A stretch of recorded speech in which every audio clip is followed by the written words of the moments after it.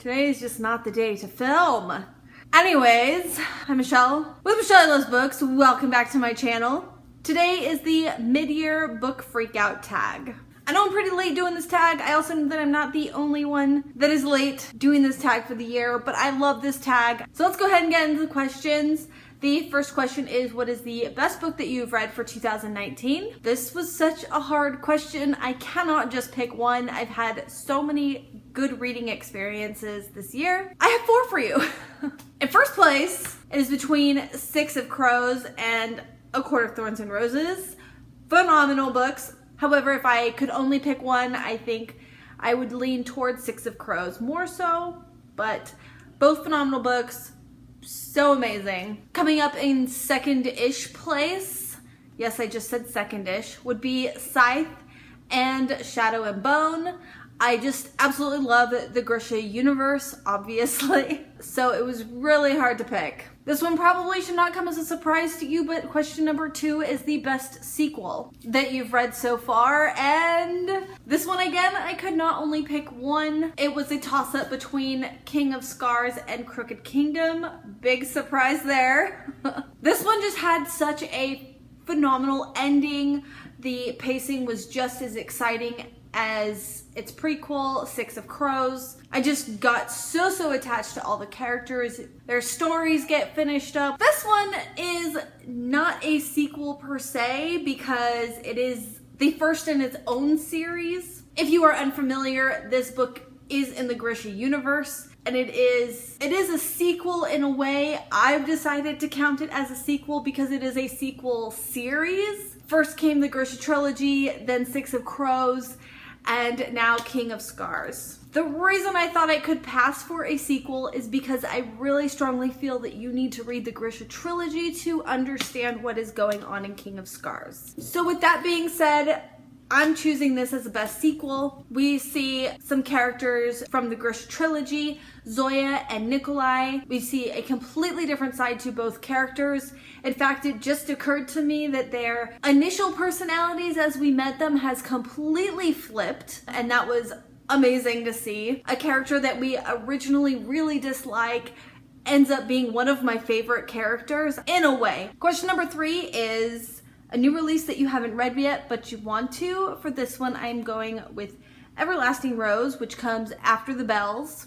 The Bells introduce such an interesting new world. Very beautiful writing in a really messed up society. Really well thought out and unique magic system. Political issues, societal issues that I found very interesting as well. And the overall concept of The Bells really brings up issues regarding the idea of youth and beauty and what people will do to achieve it. There's also deception and just all the good things.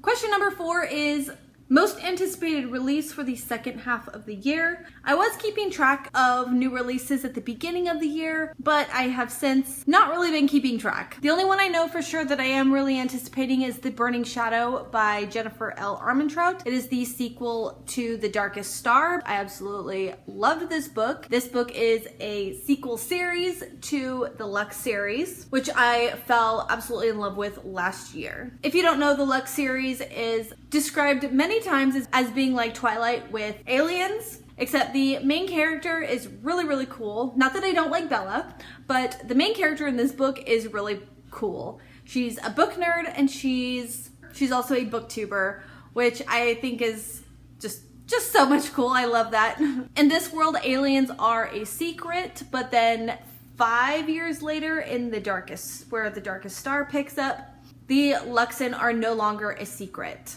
So I absolutely love how that changes from series to series within the same universe to kind of explore what the world would be like in both scenarios. Question number 5 would be your biggest disappointment. I would absolutely have to go with The Cruel Prince by Holly Black for this answer. I had totally expected to and really wanted to fall in love with The Cruel Prince, as so many people have fallen in love with it, but I really did not like it. I felt that there were a lot of different things trying to happen in the story. I felt that things were very rushed. I felt that the world was not described clearly enough. I really didn't get an idea of what it looked like. I felt that there was a really big opportunity to really delve into different fairy creatures, which we didn't. We only get to see maybe a few, maybe a couple, and basically only small characteristics are described. So it was really difficult to get a handle on what everything looked like. I felt that there were story plots that were introduced and then abandoned. The cruel prince, Prince Cardan, was not cruel at all. He was a very immature, childish schoolyard bully. It really was not as dark and sinister as I had anticipated. And the main character, Jude, just drove me freaking nuts. I really was not happy with what happened to her character by the end of the book because I thought she was an idiot. And the love interest. Not that there's really a love interest, however, I can see that maybe it develops in the next book. What is that? The Cruel King? The Wicked King. That's the next one. I can see that probably it's going to eventually develop into that. But there's a moment at the end of the book, and I was just like, when it was first revealed about Prince Cardan, I was so irritated. But then in retrospect, after I read it a little bit more, I think he was just messing with her. So who knows? Honestly, I was so irritated by the whole experience that I didn't care anymore. Question number 6 is your biggest surprise. I think I definitely have to go with I had absolutely no intention of reading this book. I needed something to listen to while I was working. Everything it seemed that I wanted to read was checked out, and I was just in a very stressed out mood at the time, and I felt like it was my last resort book to check out. But I very quickly couldn't put it down. I actually rented it on Overdrive via audiobook. At the beginning, I think it was partially the narrator had a very squeaky voice. Despite that, I kept listening, but I kept thinking, whatever, I'm gonna put this down. But then I kind of felt myself needing to know just a little bit more, and then just a little bit more, still without the absolute intention of having to finish the book. And it was just a happy, good vibes kind of book. Definitely not a literary masterpiece, definitely not worth the hype, but I had a good time with the book regardless. So that was a surprise to me.